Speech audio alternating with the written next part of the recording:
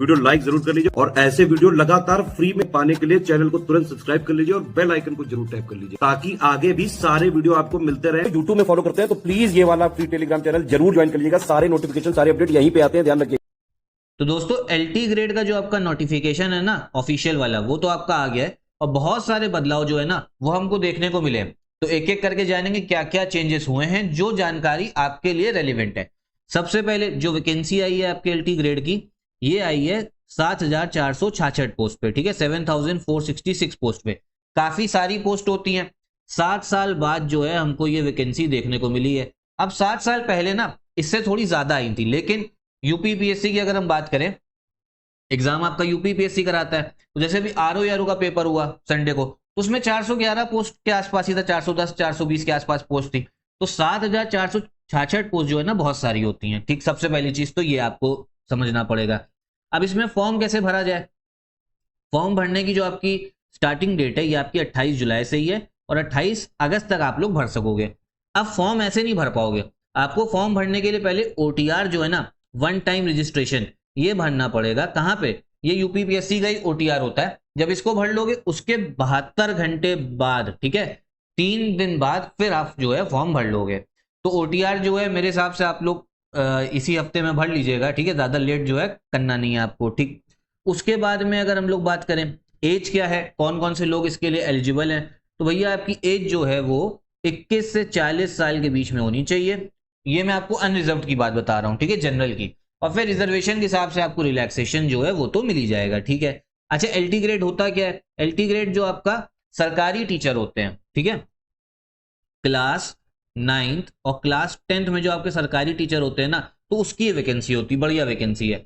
अब इसमें पहले अच्छा सैलरी भी जान लो, क्योंकि बहुत लोग का मन होगा कि भैया सैलरी भी बताइए, उससे थोड़ा मोटिवेशन हम लोग को मिलता है। तो सैलरी की अगर बात करें ना, तो आप ये समझो जो आपका बेसिक पे है वो 4600 है। मतलब इन हैंड अगर मैं आपको बात करूं, HRA DA ये सब मिला के इन हैंड आप ये समझिए 75,000 के आसपास जो है आपको सैलरी देखने को मिलेगी। तो मतलब एक बढ़िया सैलरी होती है, ठीक है, मतलब इसका एक बहुत तगड़ा मोटिवेशन है 75,000, ठीक।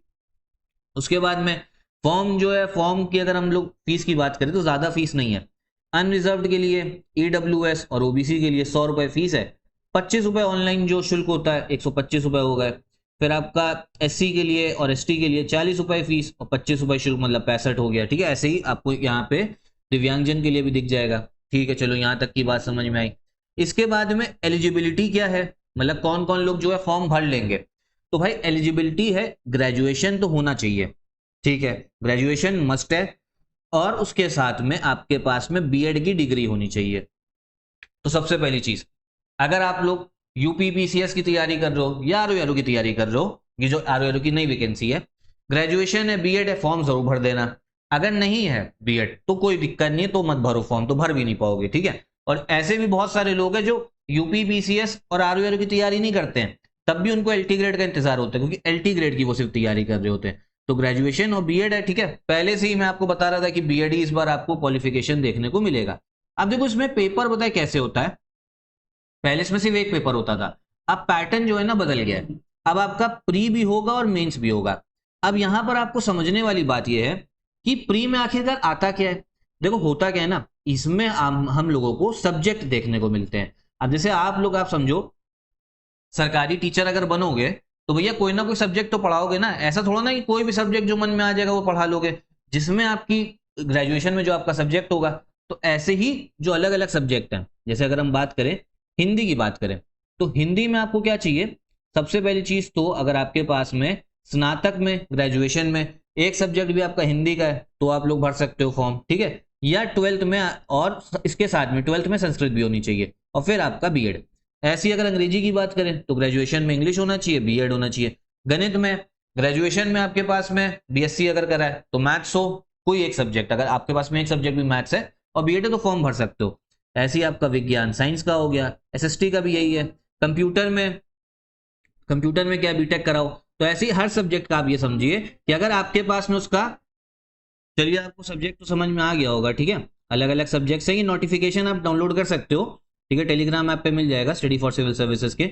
अब इसके बाद में जो मेन कंफ्यूजन है बच्चों को वो ये है कि यार आखिरकार इसमें जो पैटर्न है आपका वो पैटर्न हम लोग को क्या देखने को मिलेगा। तो मैं एक बार जल्दी से आपको पैटर्न पे चला आता हूँ कि जहां पर हमको पता लगे कि आपका जो पेपर है वो आना कैसा है। देखो जो पहला प्री का पेपर होगा ना आपका, वो यहाँ पे आपको दिख रहा है, वो उसमें जो क्वेश्चंस होंगे, पेपर आपका एक ही होना है, उसमें जीएस के भी क्वेश्चन आने हैं और आपका जो सब्जेक्ट होगा उसके भी क्वेश्चन। ऐसा नहीं है कि आपने इसका फॉर्म भर दिया तो सारे सब्जेक्ट्स के लिए अप्लाई कर सकोगे, पर्टिकुलर सब्जेक्ट को अप्लाई करना पड़ेगा जो आपके ग्रेजुएशन में है। समझ में आ रहा है ना। जैसे अगर आपने मैथ्स करा तो मैथ्स के ही आपको क्वेश्चन जो है देखने को मिलेंगे। एक पेपर होगा प्री में, ठीक है, 150 नंबर आपका, 150 नंबर नहीं 150 क्वेश्चन आएंगे उसमें। उसमें जीएस के 30 क्वेश्चन होंगे, ठीक है, 30 क्वेश्चन, और बाकी 120 क्वेश्चन जो है वो आपके जो क्वेश्चन होंगे वो आपके पर्टिकुलर सब्जेक्ट के होंगे। ठीक है, इसको एक बार मैं लिख दे रहा हूं यहाँ पे ताकि आपको समझ में आए। जैसे अगर हम लोग प्री की बात करें, पेपर आपका एक ही पेपर होना है, ठीक, इसमें जीएस के आपके 30 क्वेश्चन होंगे और जो सब्जेक्ट होगा आपका, जैसे मान लो मैथ्स लिया है, कोई भी एसएसटी ले लिया, उसके 120 क्वेश्चन जो है वो आपको देखने को मिलेंगे। कितने? 120। तो टोटल क्वेश्चन कितने हो गए? 150, और एक क्वेश्चन जो है 2 नंबर का होना है, तो टोटल 300 नंबर का जो है वो आपका पेपर होगा। समझे? देखो 30 प्रश्न जीएस के और 120 प्रश्न आपके सब्जेक्ट के, और एक जो क्वेश्चन आपका वो 2 मार्क्स का है, तो 300 नंबर का पेपर हो गया। अब इसके बाद में आप अगर इसमें कट ऑफ आपका सही आया तो मेंस के लिए सिलेक्ट हो गए। मेंस में भी एक ही पेपर होना है और वो आपका जो सब्जेक्ट है ना, वैकल्पिक विषय, जो आपका आपने जो सब्जेक्ट चूज करा है उसी पे होगा। इसमें कितने क्वेश्चन आएंगे? 20 क्वेश्चन जो है इसमें भी आपको देखने को मिलेंगे। 10 क्वेश्चन शॉर्ट होंगे, 10 लॉन्ग होंगे, जैसा पीसीएस के एग्जाम में भी आता है। उसमें तो बहुत सारे पेपर होते हैं, इसमें सिर्फ आपका एक पेपर है। ये भी टोटल 200 मार्क्स का पेपर होगा। 80 नंबर होंगे आपके शॉर्ट क्वेश्चन के, मतलब एक शॉर्ट क्वेश्चन 8 नंबर का और एक लॉन्ग क्वेश्चन 12 नंबर का, तो 80 + 120 3 घंटे का होगा। तो ये है आपकी पूरी स्कीम एलटी ग्रेड एग्जाम की। मैं उम्मीद करता हूं आपको समझ में आ गया हो। साथ में जो आपका अगर हम बात करें सब्जेक्ट वाइज क्या वैकेंसी है, यहाँ पे सिलेबस दे रखा है, ठीक है, सिलेबस भी हर सब्जेक्ट का आपको देखने को मिल जाएगा इस नोटिफिकेशन में। वैकेंसी भी देखने को मिल जाएगी हिंदी में। अच्छा, ये जो वैकेंसी है ये आपकी पुरुष शाखा में है, मतलब मेल्स के लिए।